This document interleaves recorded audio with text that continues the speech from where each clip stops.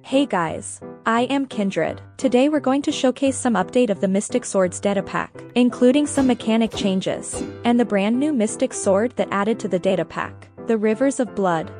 But before I covering the update, there are few things I want to let you know. First, this Datapack will only run on 1.17 to 1.19.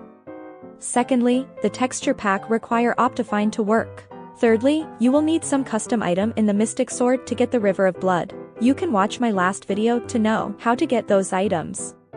Lastly, please subscribe if you like those Mystic Sword. Your support is the reason I can make those custom weapon. So regarding to the mechanic changes, before the update, it is shift right click to charge, and right click to use the ability. Not only it is confusing to use, but also it looks strange that you use ability without your hand move. Because of that, after the update, you now can just right click to charge, and left click to use the ability.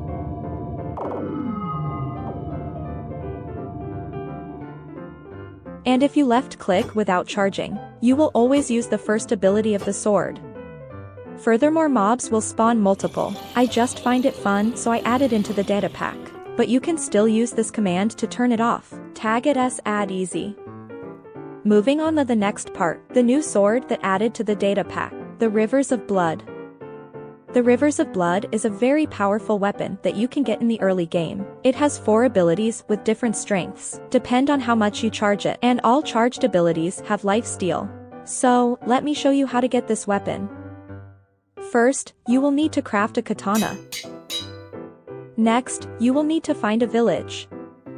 Then, slaughter the entire village, and collect all their blood.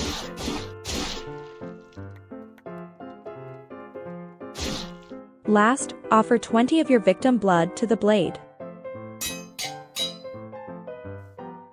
Now you got yourself a Rivers of Blood. Is just this simple.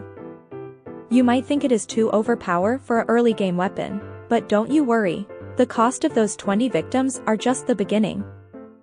The passive ability, Blood Echo. This hungry blade demands blood, not only from your enemies, but also from the person who will it.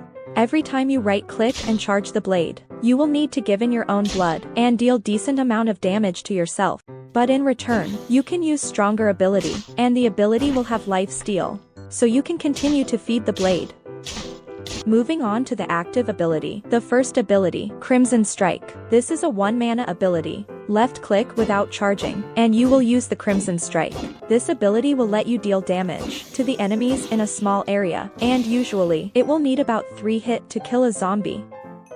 The next ability we got the Blood Strike. To use this ability, you will need to right click with the blade 1 time. If you see blood particle around you, that means the blade is charged.